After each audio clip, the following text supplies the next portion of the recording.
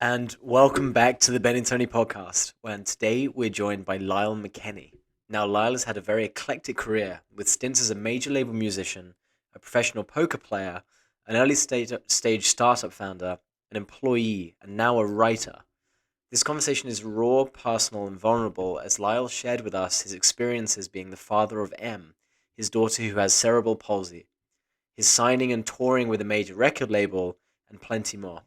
What an immersive conversation. We first heard Lyle's whirlwind story of signing his new metal band to a major record label, back when groups like Papa Roach and Korn dominated the US music scene. That story took a wild turn after 9/11, and then we started hearing about Lyle's intense experiences having a daughter with cerebral palsy. Lyle's sincere writing about all of these topics is incredibly moving and has allowed him to connect with parents from all over the world and other people as well. I'm sure you'll be able to connect with him too. And we're very, very excited to be sponsored by the Making Lemonade Fund, Gen Z's fastest growing fundraiser, supporting COVID 19 relief, pediatric cancer, and a bunch of other great causes. Get behind them over at makinglemonadefund.com and sponsor made by our very own Jesse K.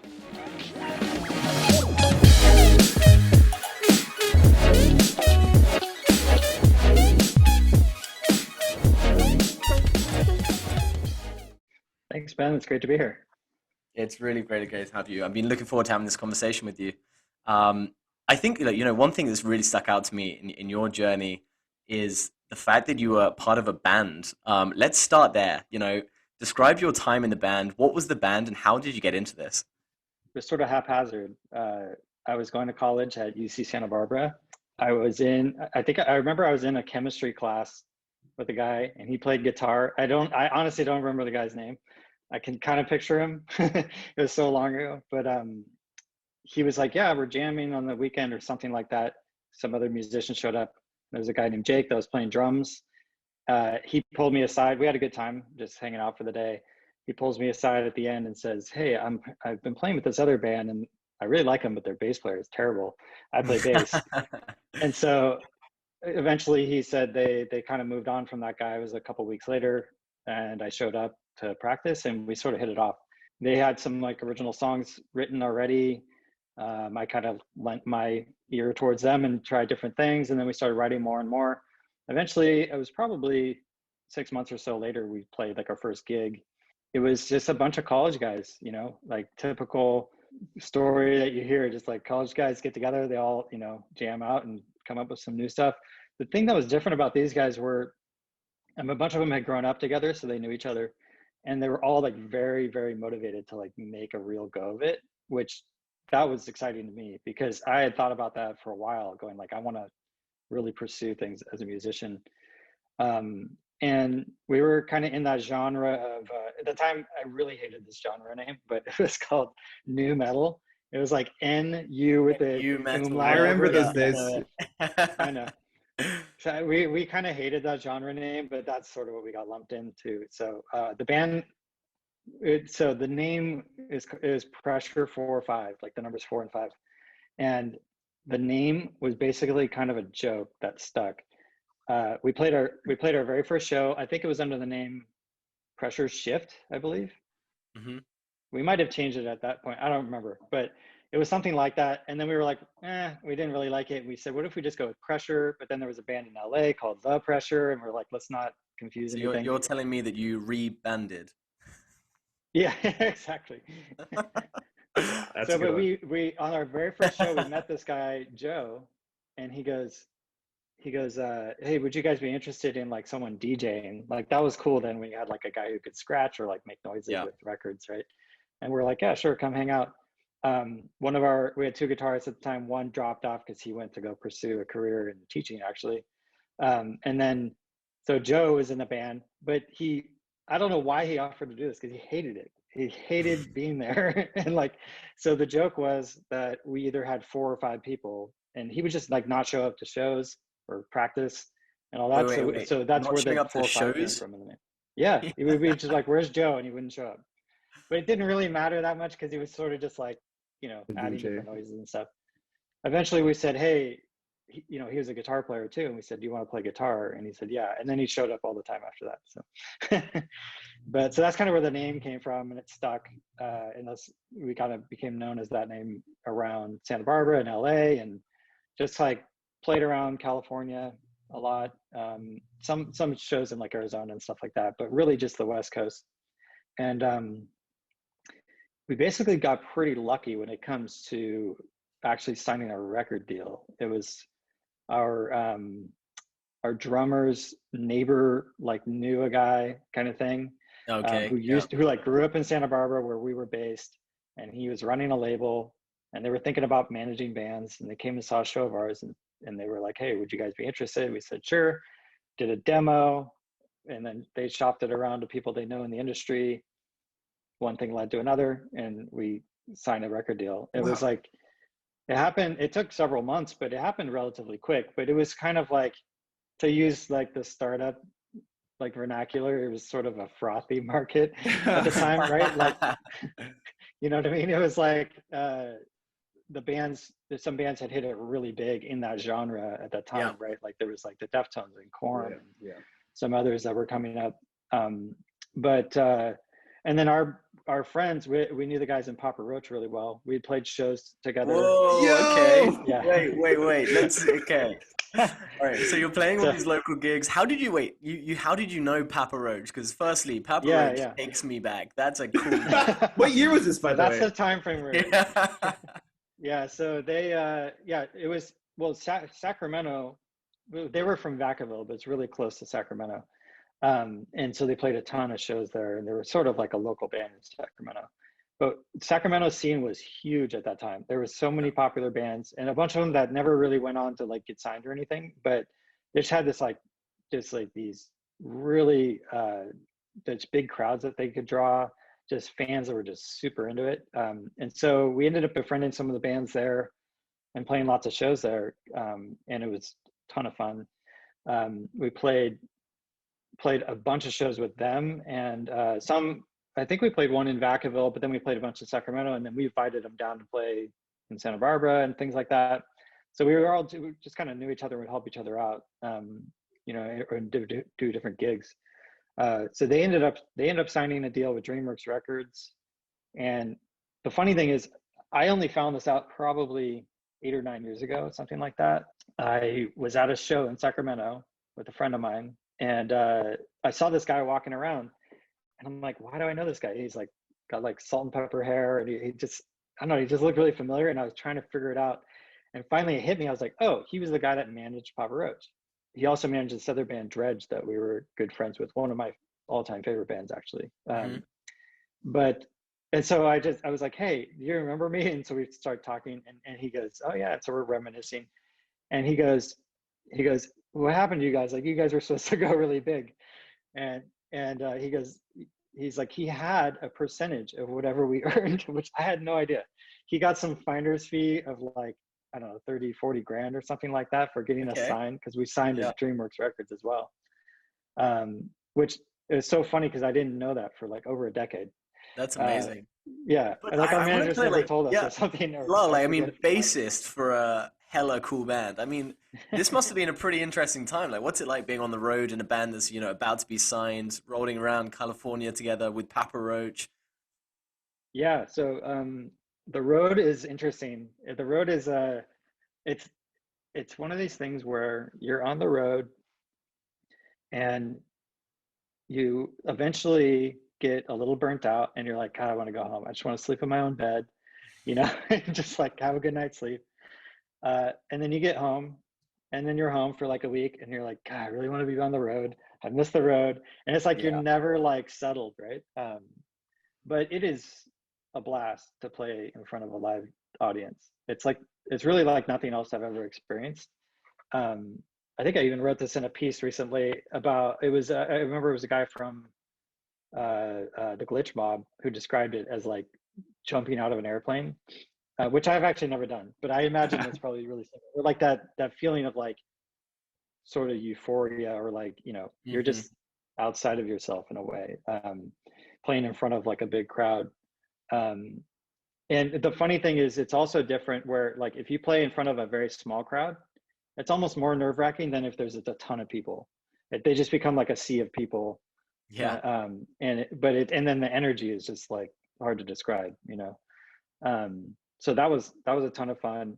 Getting around from town to town, not necessarily as fun, especially when you're like, don't have a ton of money and you're just stuck in a van with a But bunch that's of all smelly part of it, guys. right? Yeah.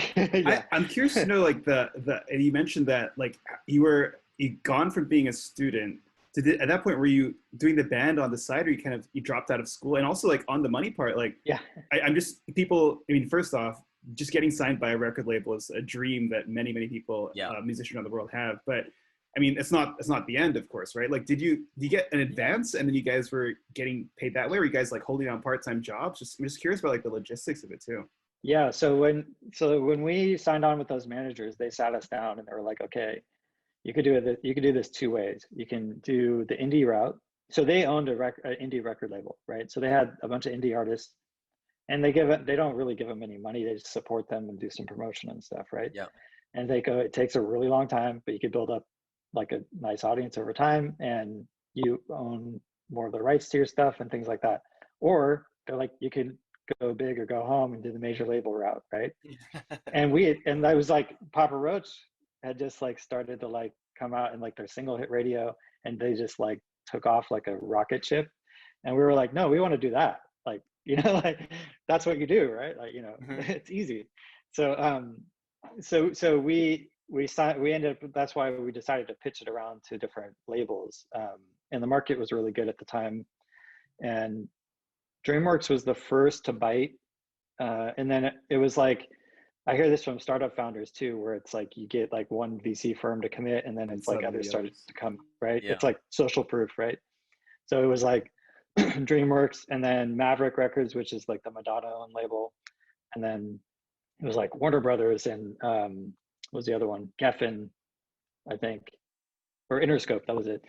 So we got a bunch of offers after that. These are some significant names. Yeah, they were all like the big names, right? They were all throwing some sort of contract at us. Yeah, like and they're all trying to like wine and dine you and things like that, right? I remember the one, like the Maverick Records one, the guy who's the A&R person, which is sort of like your rep at the company. They find new talent, right? He was good friends with one of our managers. Like they grew up together, went to high school together or something. And he was just like, I really want you guys on my label. He had signed Disturbed. I don't know if you know that band. Yeah, of course. They blew up really big. Okay. So he was like whining and dining us. He got us backstage to a Deftones show and stuff like that. Oh, okay, nice. And we're like, okay, it's interesting, but we ended up going with DreamWorks because you're saying you're playing it cool, is what you're saying. Yeah, totally. It's like the Bachelor. Like, well, let's like get the free dinners and whatever else.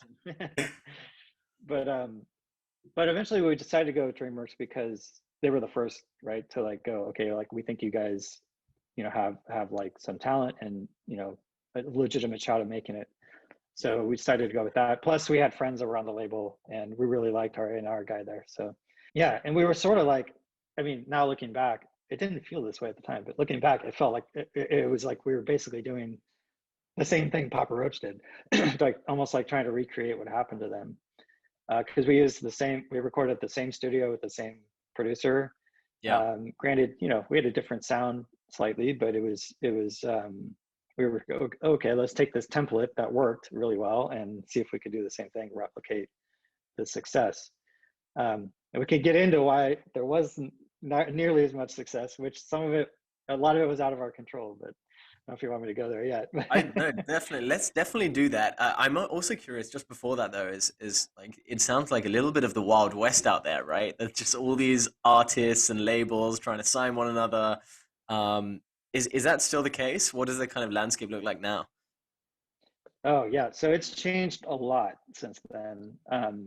It's kind of crazy. So not that many years ago, a few years ago, I actually found our record label contract in some bin I have in my garage, and I started reading through it because I was curious. And at the time, they signed us to a deal that was, I mean, it's kind of insane. I signed it because it was a two album guaranteed deal, right? Yeah. And then it gave them, the label, not us, gave them the option for like 3 more and a greatest hits album And I'm like, we're nobodies. We're Whoa. signing this thing that has greatest hits written on it somewhere. Like, that's insane, you know? And, you know, a lot of artists sign those things. Like Papa Roach signed probably a really, really similar deal. And so they got, basically you can get stuck in those deals. Hmm. And Yeah. you're just sort of like plodding along. They're still going to fund the next record because they're like, well, we'll get a decent return and maybe they'll have a huge hit and they'll like break out success again, you know? Hmm. Um, Granted, those guys never really had that again, but they still can play a show and pack a house, you know? And, but it took them a while to get through their contract. And so now they're done with it. Now they're independent, but it took, you know, 15 years or something, a long time. Yeah. And so now they can go play shows, you know, on their own dime or whatever they want to do, release records on their own dime, and they make all the profit, right? But this Um, is also, I mean, like you're expecting over that period is probably going to be, at least 8 years to have 5 albums, yeah, at yeah, least. So you're actually totally. basically you're owned by someone through your peak. Indentured servitude. Yeah. Yes. Yeah. Yeah. You don't have any say, right? Like, yeah. There was a great documentary by God, I can't remember what it's called. I think maybe it's called Artifact, something like that. But it's the Jared Leto, the actor who's in the band 30 Seconds to Mars. He Hmm. put together this documentary. He self-funded it and everything about basically them going through this, like with that band, because they had like just enough success that the label's like, no, we'll give you a little advance for the next record, and you know, see how it goes. And they were just sort of stuck. It was really good. Came out maybe 4 or 5 years ago, something like that. Um, so it's kind of, if anyone's interested in more on that, it's really fascinating. And you know, for the artists, it can be frustrating. It sort of can like stifle creativity, right? Because you just feel like, God, I have like no control. I'm like, you know, I like started this thing to sort of like, you know, stick it to the man and be creative and do whatever, you know, and now it's like the man is still controlling me, Yeah. you know. It's interesting now to see, you know, not just within music, but all kinds of creative endeavors, right? Like the creator economy is such a like buzzword these days, but you know, it's so different. You know, all the you know, the gatekeepers have way less power than they used to. You know, like you said, back then it was like, oh my God, we signed a record deal. We made it, whatever that means, right? Nowadays, it's like, do you really want to sign a record deal? Like, you have so many other options, you know. And Yeah. if you have the talent and you can grow an audience on your own, you know, and own that audience in some ways, then it's like, why would you go with them? You know, same for like book publishers and things like that too, right? So it's really changed like very dramatically. You know, when we were coming out, I remember we're doing interviews and people asking about Napster, right? Because it just started to kind of be a thing that people were talking about. And I think that was when Lars, the drummer from Metallica, was like suing them or something. It was right around that time. So we got a lot of questions about that. And of course, at that time, we were like, we don't care. We just want people to hear our music. That's all Yeah. we just want, Yeah. right? We weren't making that much money off of it, you know. But Yeah, I and guess so like yeah. answer. Go ahead. No, I think it's interesting. I mean, I guess the question that everyone has to tackle now, and that they're actually able to tackle instead of having to go through someone, is like, should we disintermediate ourselves by putting someone else in the middle? And you can see the successes of people like Chance the Rapper, who basically got large on SoundCloud, Yeah. going straight to consumer now. I wonder what the kind of best route is if you're someone who's like, just starting out now. Well, it's so hard because it's like I mean, I did it. I understand the allure of like getting the record deal, and it gives you some sort of like prestige, or it's like okay, yeah, I have some value to the world, right?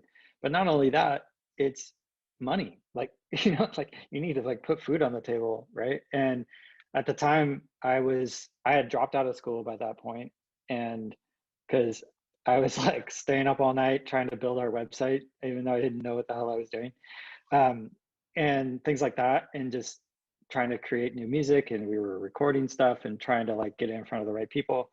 And so school was like, I don't know, fourth or fifth on my list of priorities, probably even lower, you know. So eventually I was just like, okay, I'm gonna just drop out for a while, much to my parents' chagrin, I'm sure.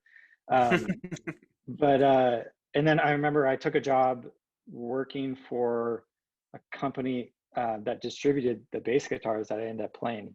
And they're based out of the building where the Seymour Duncan building. I don't know if you know Seymour Duncan, they make guitar pickups. I wasn't making very much money, and it wasn't like I could do that remotely. I was doing sales, but at the time, like, people weren't really working remotely. So it's not like I could do the band on the side, like, and do it as a professional, right? Yeah. So then what do? We didn't have a ton of money saved up, and none of us did. So you need that advance of money, so I understand why, I've heard the same now being in the writers circles and people talking about making books. And I remember attending a talk with someone, I don't remember her name, and she released a book on her own, but she also is like a marketing executive, like a VP of marketing, and has plenty of money at her disposal to fund that, But if you think of someone who's like a fledgling artist who's trying to like create the next best novel, good luck. They're trying to work a day job. Yeah, and do it at the same time. I was going to say, I feel like both writers and musicians historically kind of like outsource the marketing commercial aspects of their job to like a record label or publishing company. But because they did that, they kind of like lost some leverage, and you just kind of have to put your faith in the record label execs who may not have your best interests at heart, or the publishing companies that may not have your best interests at heart. Because the internet has allowed people to have more choices, it also kind of puts more of a burden on the musician or writer themselves to do the marketing, right? You might be like, oh, I don't need to go through a label or Simon and Schuster, but that means I have to like then start doing marketing myself. And you have platforms to do that, but it's like a whole other job to be done that you theoretically could have outsourced in the 90s. Absolutely. Yeah. And it's a lot of work, and not only that, but it's just so many ways you could do it, right? There's so many platforms. That's what I'm kind of struggling with now, to be honest, with my writing. It's like, where do I put this? Like, I have my own newsletter and I'm trying to grow an audience there, but how do I get it in front of new people? It's really hard. I think that question is like the $1 trillion question. I think particularly everybody like us who's a creator, I guess. And I feel like I use that term somewhat reluctantly. Like, everybody's trying to figure that out. But that mad rush to figure that out it's a worthy pursuit. So I think we've got some ways. And then the other thing is just the proliferation of just entertainment options is insane. Like, you think back 20 years ago, like when we were coming out as a band, you had those gatekeepers. So it was sort of like these giant filters filtering out like all this shit essentially to like get you some like good artists or whatever. And you could argue whether or not they were good, but they're like, okay, we're going to take bets on these artists or whatever. And we're filtering it through this giant machine we have, and then delivering it to the public through traditional media. Right. And then that starts to change. And now it's like, you think of like, if you just sit down and you're like, okay, I have an hour to do something. What are you going to do? You have like a million choices, right? Yeah. How do you, as a creator, become one of those choices? That's very difficult. It's completely and I was just talking to my wife about this the other day. I was saying, I have like, a few hundred, like 400-ish people that are reading my stuff every week. In some ways, I think about that and go, that's kind of crazy that every week I basically like kind of performing in front of 400 people. Like, if I did that in real life, that would feel awesome. I could be, oh my God, there's 400 people here, really, like paying attention to me, right? But in the world that we're in now, I'm like, God, it's only 400. I want it to be like 400,000 or something, But and then the other part of that is, I know there's hundreds of thousands of people out there that would like what I'm doing. So it's like, how do I go like, oh, hey, excuse me, you might want to check this out because I think I like it. Where did the band go? Did you release any hit singles? Where did it go? Yeah, so this is the thing I'll write about probably in my second book. Oh yeah. But talking about my newsletter, so I call it Just Enough to Get Me in Trouble. Part of that is because, like, and where can we find it? Just Enough to Get in Trouble. Oh, yeah. .substack. No, you can just go lyle.substack.com. Easy. My first name. Are. Yeah. I call it Just Enough to Get Me in Trouble. And part of it's because of that, eclectic career thing you read off of, like all these different things I've done. I've done a bunch of things. I know a little bit about a lot of things, sort of like a generalist, right? But then also I think of it as this. So like with my band, we see our friends just having this huge breakout success. We see some others starting to do well too. That like we start to meet different colleagues, I guess you could call them, or other bands. And so it's like we're on this path. There's this trajectory, right? Where we record our album, we record a video, like a big fancy video at Universal Studios, Yeah. Sounds like fun. and it's like, okay, everything's lined up, right? And then 9/11 happens, like 2 days after our single hit radio. Literally. 3, but Whoa. Yeah. Wow. Okay. 2 nights before that, we saw our video on like MTV2, like the hotel we were at. So we were, so it's like that's like the moment you were going, okay, this is happening, this is real, like we're on TV, that's insane, And then 2 days later, it's like my phone's buzzing on the hotel room, and it's our buddy Jason from Santa Barbara, and he just says, "Turn on the TV," and we're like, "What the hell does that mean?" He like left a message because I was sleeping.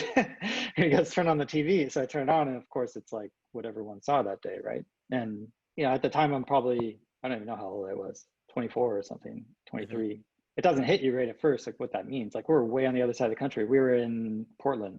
We had just played a show, and we were about to play that night in Seattle. You don't grasp what it means right at first, right? And I think a lot of people could probably relate to that who experienced it or just weren't like a little kid at the time, right? Even though you're not in New York, the effects of it have they still linger to this day. Like every time we go through an airport, right? But obviously that was like prime promotional period for us, and really nobody cared about a new band coming up at that point, right? Whereas we saw another band that we were friends with was Hoobastank. I don't know if you remember them. Yeah. They had like one kind of big I'm so excited by that. Yo, yeah. I'm gonna calm They're down. like definitely more mainstream than a lot of the rest of us. But their album I think came out probably like in late November or something, right? So it was like a couple months later. And just that difference made a huge difference, just that amount of time, So it was just really unfortunate timing. That's all it was. It sounds so surreal. So like, what do you? I mean, let's say you're regrouping as a band, and I guess your manager and your team, promotional, whoever it is at the label, like on September 12 or 13, do you guys like sit down and say, hey, we need to reschedule our promotion? We like turn off the promotion? Because I'm just thinking to myself, if you had all this marketing plan, what do you do when it's September 12th? Like, do you turn it off? It's a tough challenge. Well, and then I think what was, we definitely had those conversations. I remember thinking that day going, I need to call our managers and figure out what the heck we're going to do here, right? Being the newbies, and we don't know what we're doing. It just felt like, okay, this big important thing way outside of our control happened, that's going to change life for everyone. It feels like we should probably change something, but we heard from our managers and the people at the label, it's like, well, the wheels are in motion, and all these things are going. The album wasn't actually coming out until I think it was October 2nd, so it was like 3 weeks later or something. So it was like, well, that's enough time. But I think it's like, I think a lot of us were just sort of in shock as to how huge of a deal 9/11 was, as far as like, how the lasting effects of it, right? And it's like the collective consciousness, especially of people in the US where we were, right? How that just rattled everyone like to their core, right? Even though we were thousands of miles away. Yeah, I mean, it had a massive impact on all kinds of stuff. Yeah. And I mean, I'm really curious. I mean, from just being in the industry, what was the kind of long effect of 9/11 on music? Yeah, so I think it was a few things. So it's funny because I think about this, I thought about this before, and I think that was really unfortunate timing. It wasn't the only thing that happened with us, right? Like, because we had a 2-album deal. We never did a second album. It was a lot of, at that point, so we had the first album, we had done the Ozfest tour before, 9/11, and then kind of like initial promotion. Then we did a bunch of different tours. Like we were on and off the road for the better part of like a year and a half. Had a blast, met a ton of cool people, but nothing ever really took off. They released another single, but it didn't quite have the marketing dollars behind it, that kind of thing. So, we did good in some regional markets, but not like exceedingly well. So then it came time, okay, we're done touring. Let's regroup. Let's write some new music. We had kind of been writing some stuff while we were on the road a little bit.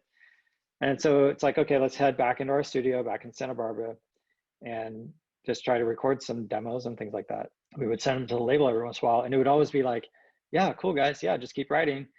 And we're like, okay, they don't like it, and that happened a few times. I remember, but I don't think it was necessarily like they didn't hear a hit or that kind of thing. It was the market had already changed.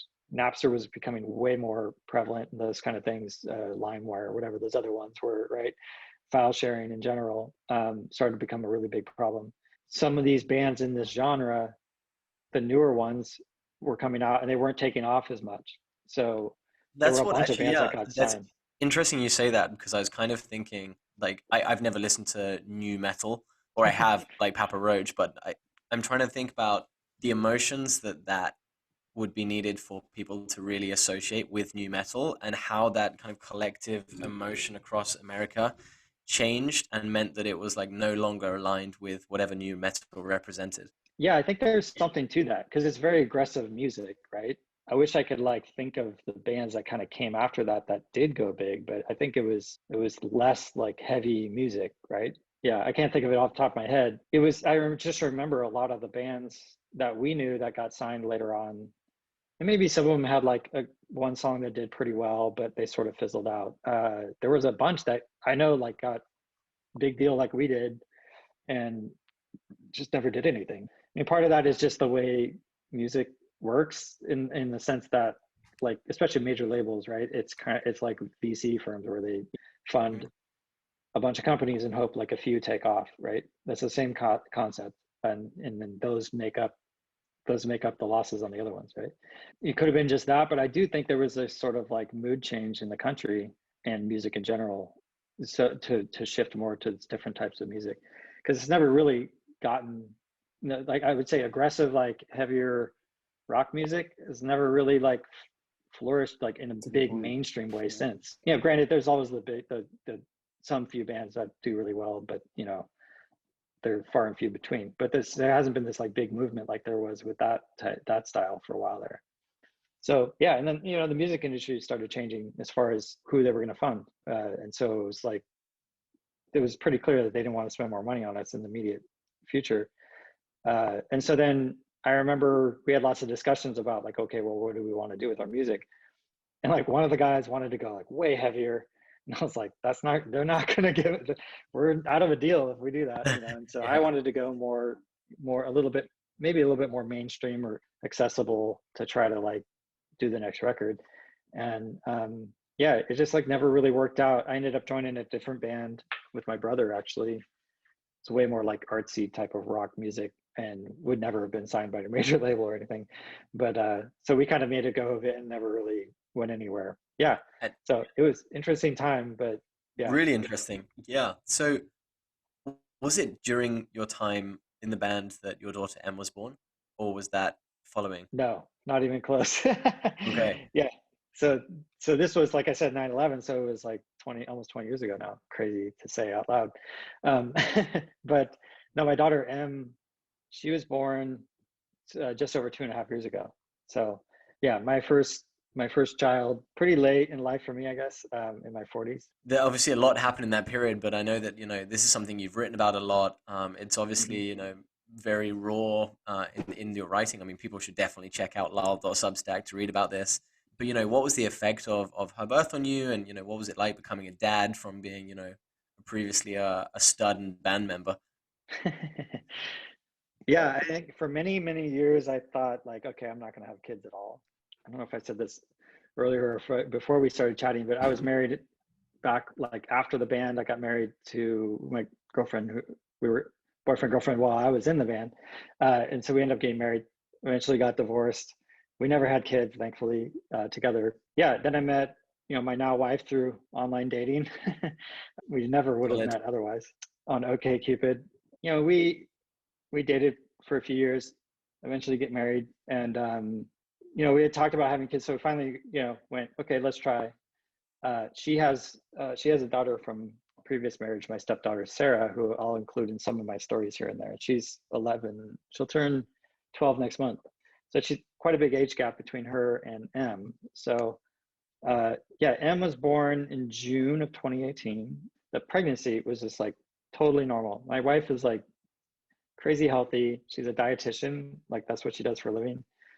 So she eats amazingly well. She exercises all the time. She's like the epitome of like good health, right? And I think she's maybe had 2 glasses of wine since I've known her, right? So like she doesn't drink or anything. So yeah, so totally normal pregnancy, uh, and there was no like reason to be worried about anything.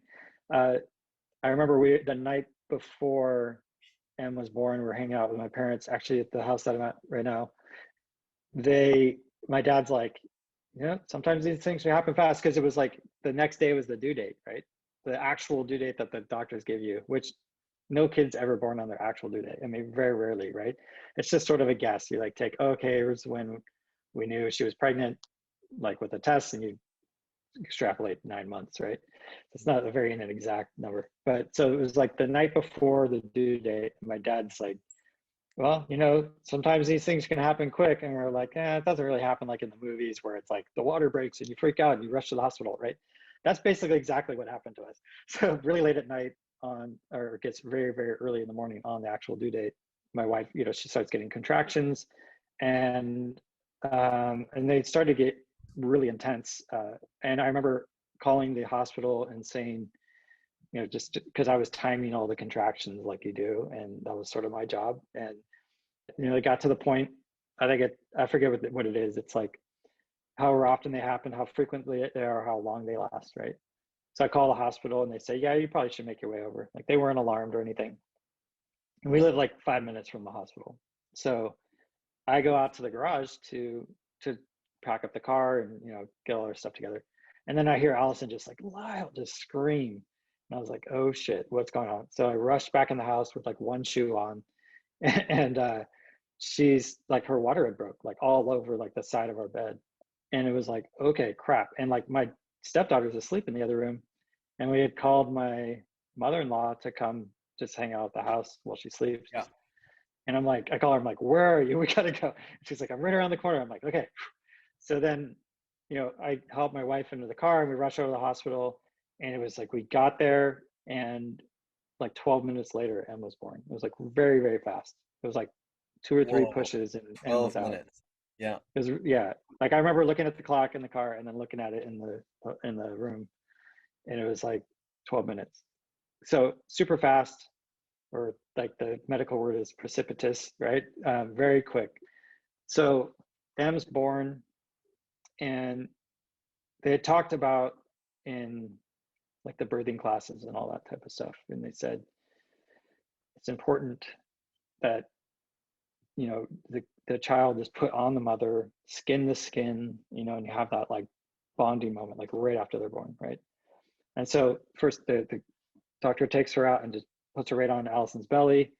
And it's like, I knew immediately, like something's wrong, right? Em was just like this dull gray color and just not moving at all. And so she wasn't breathing or anything. She wasn't crying like, you see in the movies, right? And it's like the kid's born, they're like, rah, screaming and yelling, none of that. And so then like within it was probably 2 seconds, they take her away and take her to this corner, or they like cut the cord, take her to the corner. And they're like doing CPR on her, like legit, like compressions and all that stuff. And we're just like, what just happened? And it took a while. I want to say we were there, like sitting there for like 30 minutes or more while they're working on her.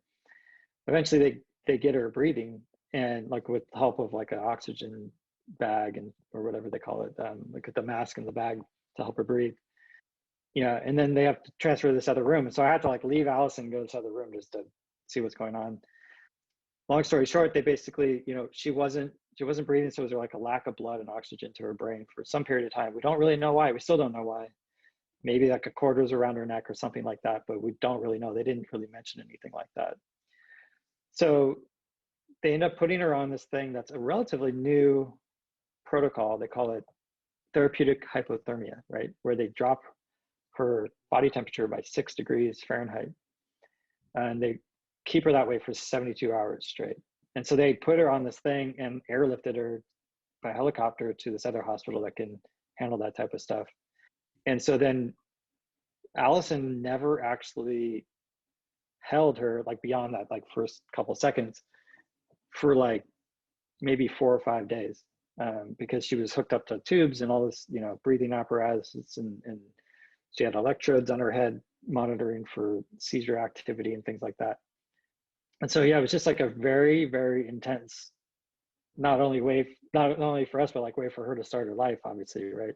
Basically, what happened, what the result, I guess, or what came out of that is she has severe cerebral palsy. So what that means is, so they can have a huge range, right? Some people have it and you would probably never know. Other people can't really do anything on their own. So she's more on that side of the spectrum. Like she can't, so she's 2.5, little over 2.5. So usually kids by this point are like running around and starting to talk a lot and whatever, those kind of things, or even starting to talk about going to preschool and stuff, right? And so she can't walk, she still can't crawl, she can't talk at all. She makes noises and she laughs, and things like that. But a lot of the things that typical kids do, like she just can't do, and she might not ever do, right? She has trouble even just holding her head up, which is like something that like you and I don't even think about doing, right? Right. So yeah, so I write a lot about those stories, like different things that have happened. I wrote about that first night, some things in the hospital, like when she coded, meaning like she was basically not breathing again and they had to bring her back. That happened 2 different times. So within the first week. So it was just like a very, very, like the most intense thing I've ever gone through. Yeah. And just feeling like completely helpless, just like you can't do anything to help the situation except try to be calm for like my wife, or and be there for my daughter, who like it's interesting because it's like you don't even feel like you really know her yet because she's hooked up all this stuff and like has like an intubation tube in her mouth or whatever it is. Like we're not like able to hold her like a typical newborn for a good number of days. So yeah, so I write a lot about that, just sort of it's sort of just understand what it means or to just process it, and then to tell the story, because so many people didn't really know what happened. They sort of kind of heard things, this is like family members or friends, they may have heard things from different people, but I used the writing as an opportunity to tell the story and have people sit in that with me and what it feels like, because most people don't experience something like that. That's incredibly like raw and authentic for you to share that. And I mean, it must be really tough to have missed out on those kind of first moments of bonding and spending time together. Yeah, absolutely. I mean, we spent I think it was almost exactly 30 days in the hospital, right? And it's interesting because you kind of get used to it in a weird way.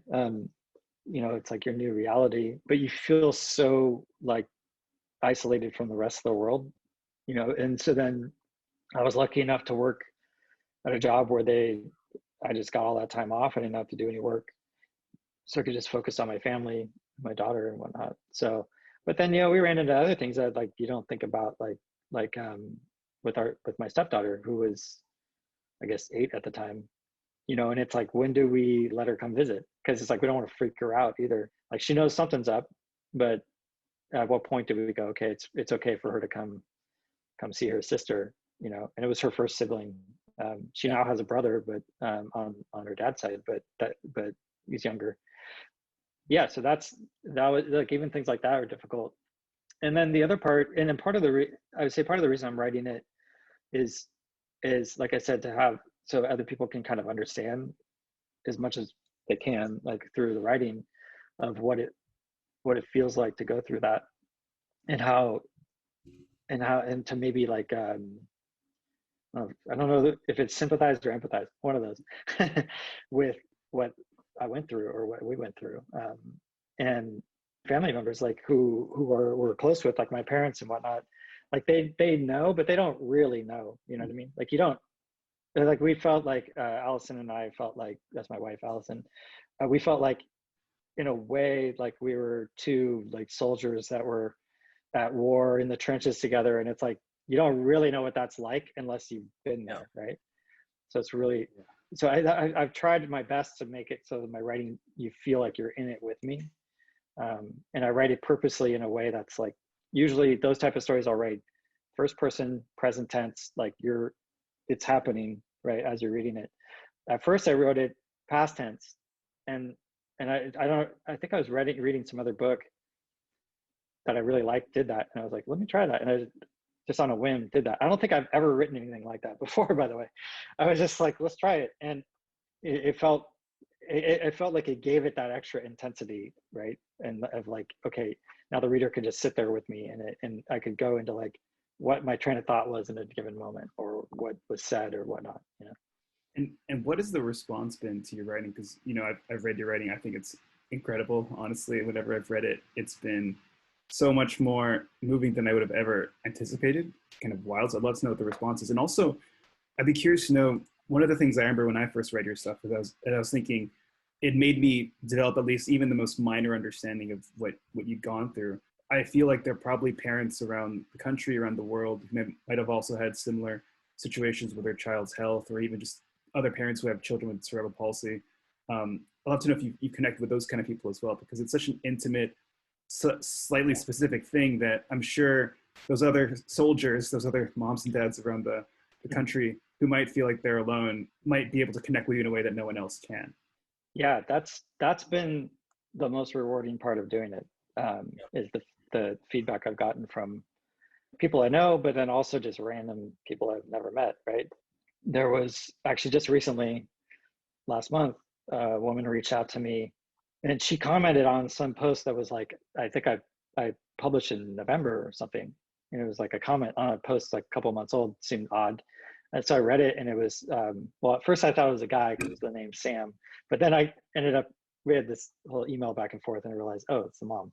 But she was literally in the hospital still, in the with a I can't say it, NICU for short, the intensive care unit for kids, newborns. She's still in there, right?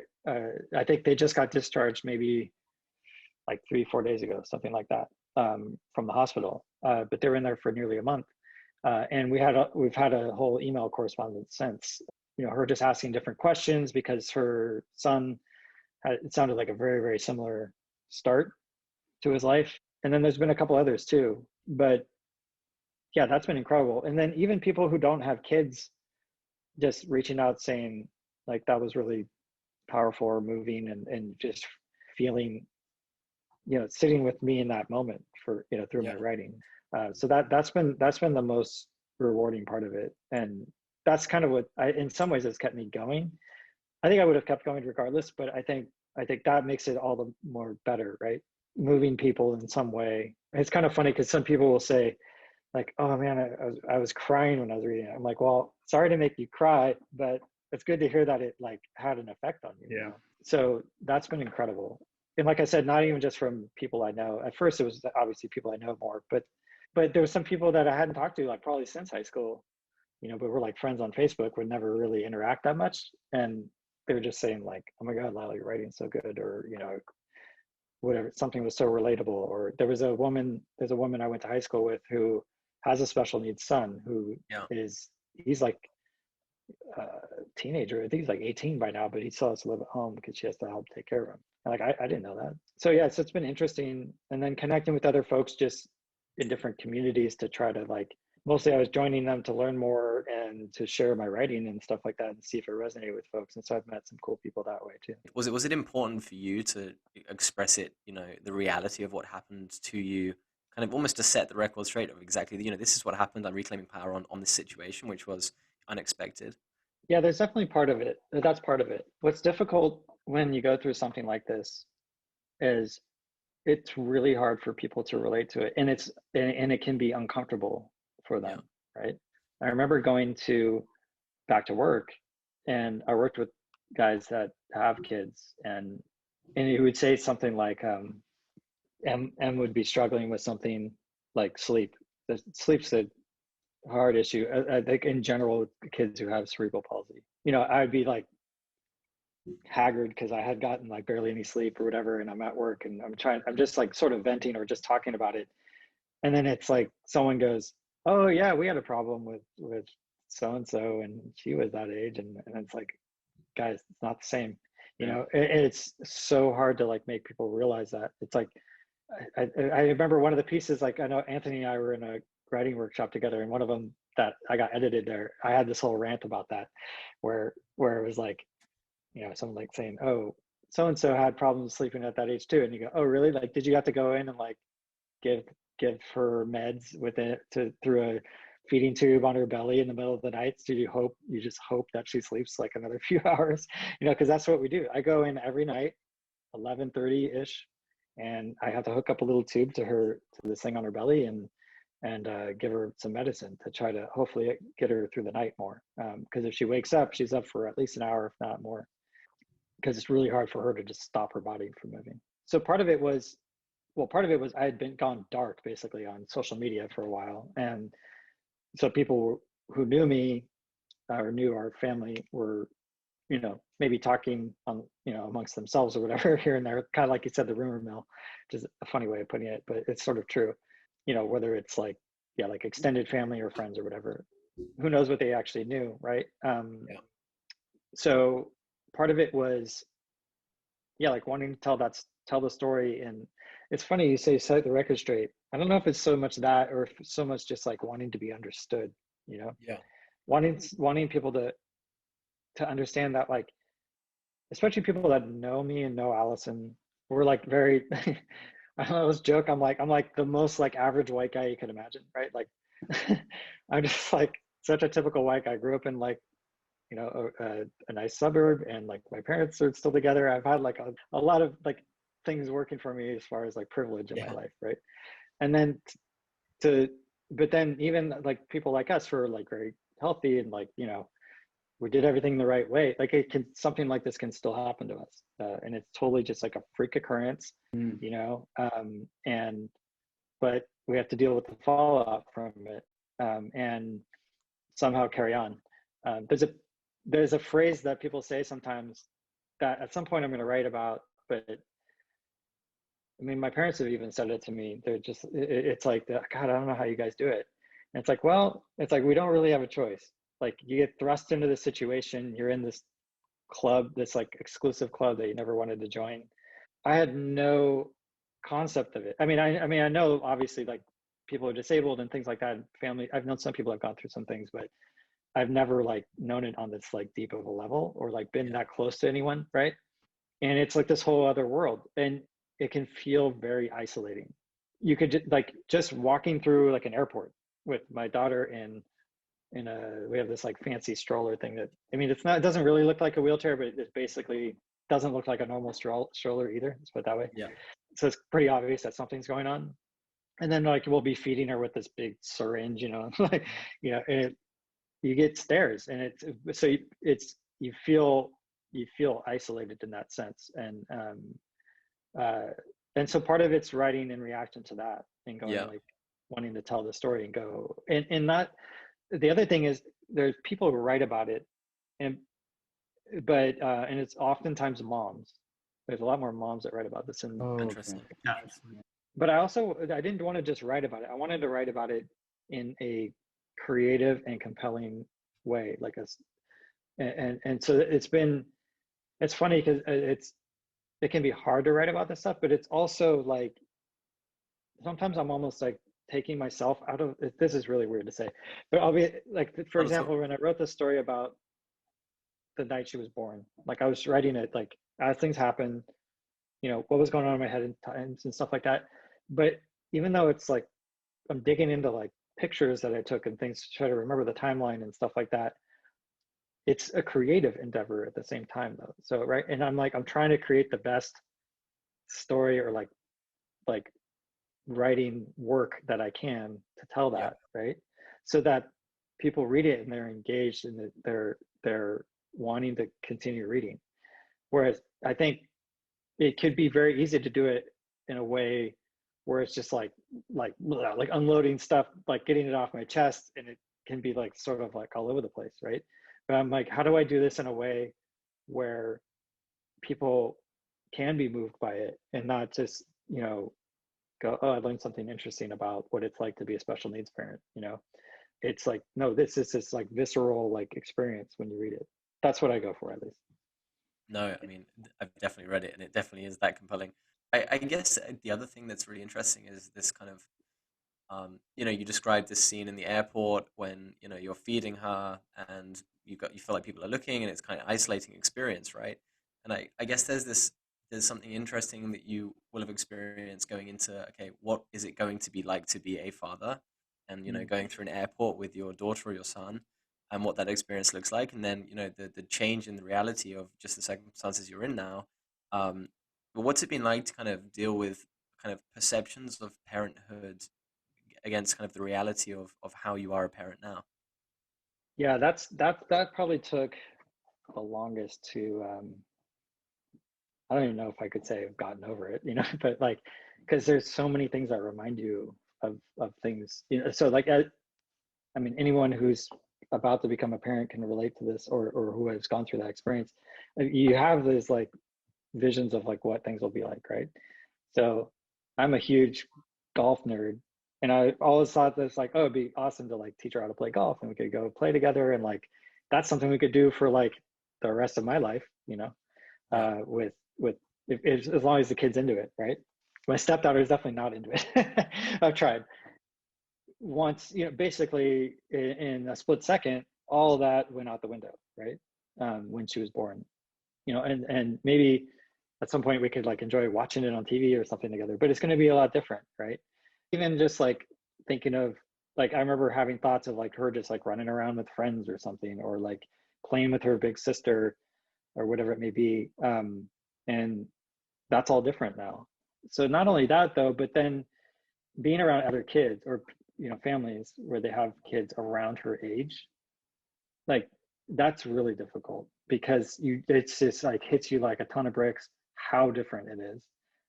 So we did that at one point. There was like a couple that we liked that were in this like birthing class with us, right? And they live in town here, and they had their son around the same time. I think maybe it was like a month apart or something. uh, and I want to say the kids were like 9 months old or something like that. And we got together, we went to their house for dinner or something, or lunch. We walk in and he's sitting up on his own, and he's like playing with a toy or whatever. And it's like, oh, like even just that, like within the first minute of being there, it was like, oh, okay, like this is like Emily's not even close to that, She still can't sit up on her own and do that, and she's, now over 2.5 years old. And so it was like moments like that where you go, man, it like hits you hard. Like this is so different. And just all the different things that we've had to do, right? Like, so she gets fed 100% by feeding tube, right? She doesn't, well, she eats a little tiny a bit by mouth right now. We're working on it, but it's taken this long to get to that point where it's safe to do that.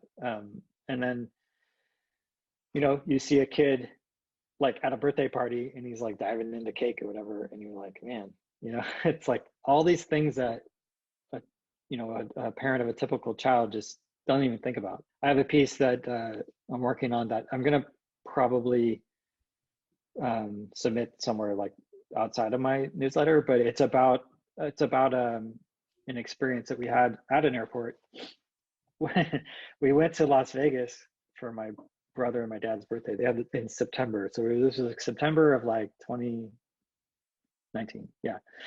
So Em was like a little over a year old, and so it was our first big trip, and we flew out there. So her first, I guess she took a flight in a helicopter the day she was born, but we won't count that. So it was her first flight in a plane, and so trip went out there went great. We hung out there for a few days, and we're coming home, and we're in the airport, and we're feeding her. I'm holding her like in my arm like this, right? And we're walking up to the TSA agent, and all of a sudden, it's like her little tube that was supposed to be in her belly is like in my hand, and I was like, "Shit!" So I go, Allison, and she just looks at me and goes like, "Oh my God, what are we gonna do here?" So we like rush to the back of the like, you know, um, we wait in line. Luckily, there wasn't a ton of people. So we rushed to the back, put her on the ground, and we're trying to put this thing back in, and it's just not going in.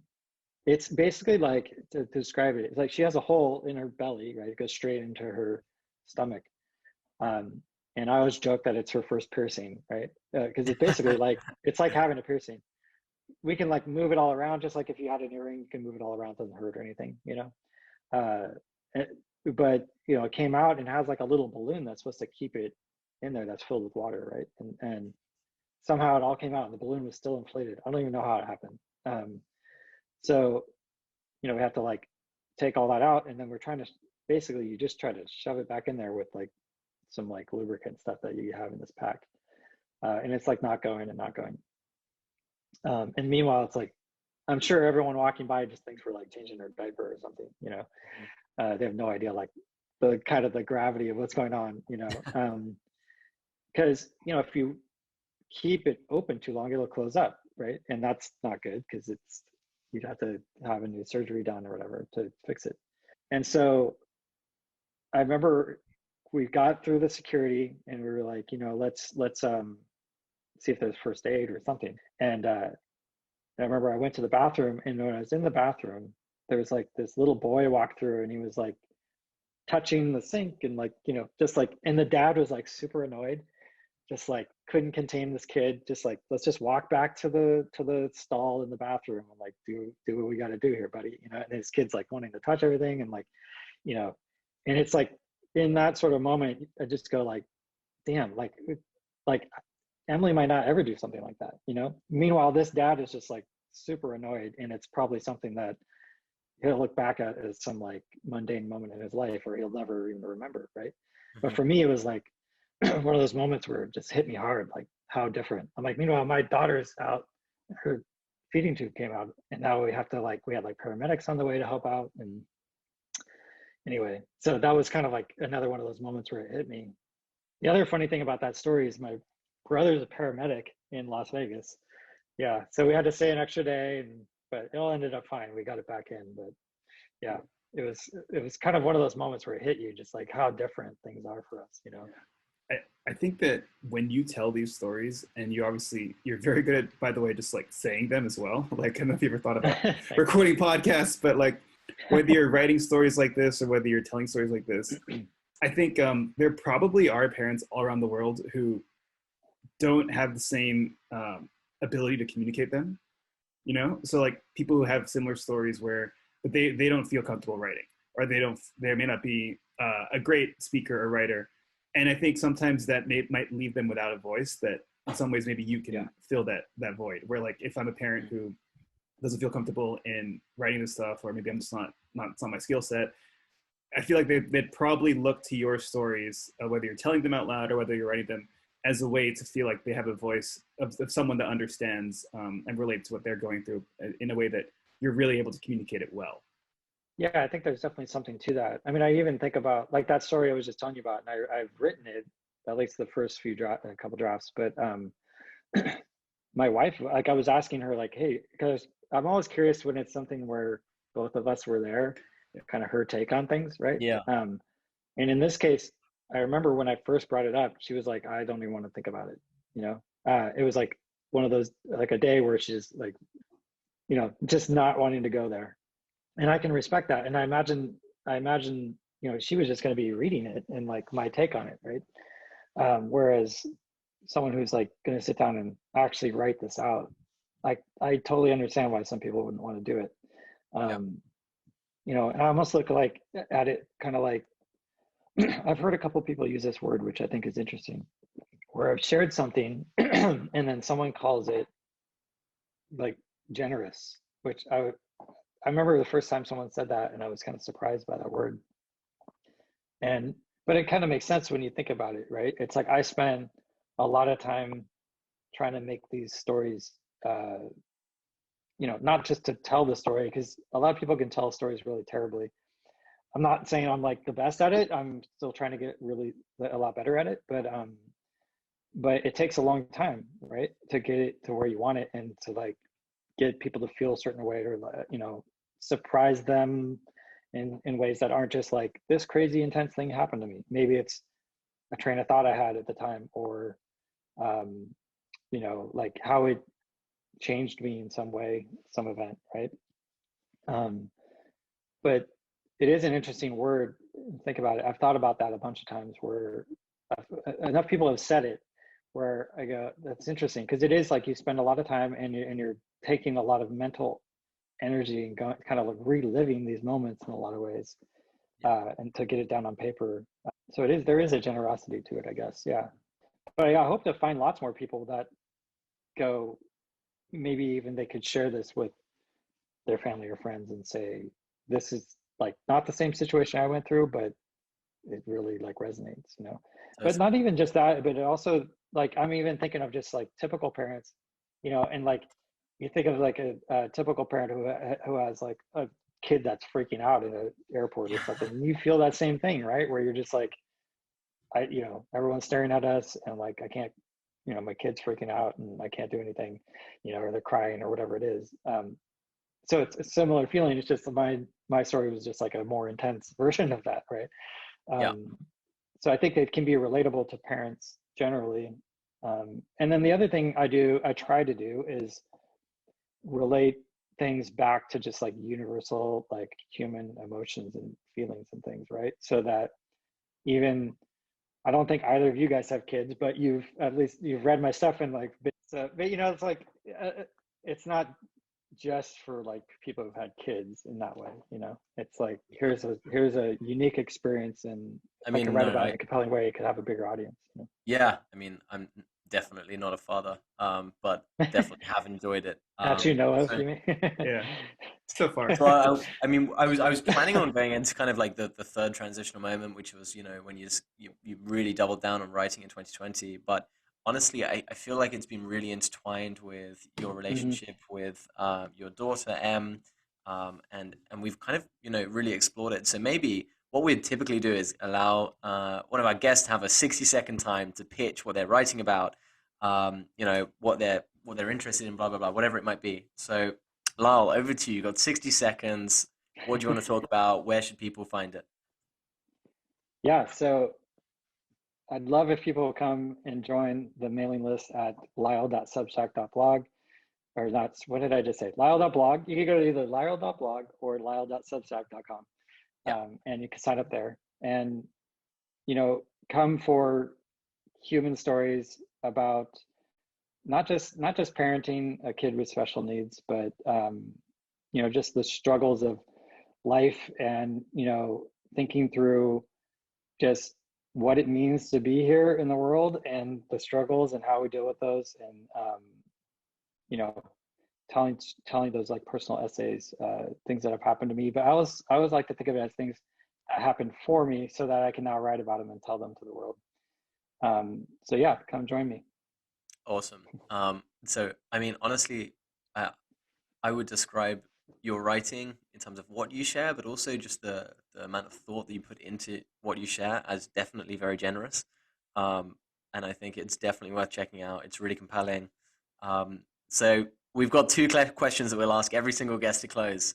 The first one is a complete curveball, and Anthony is going to handle this one. Okay.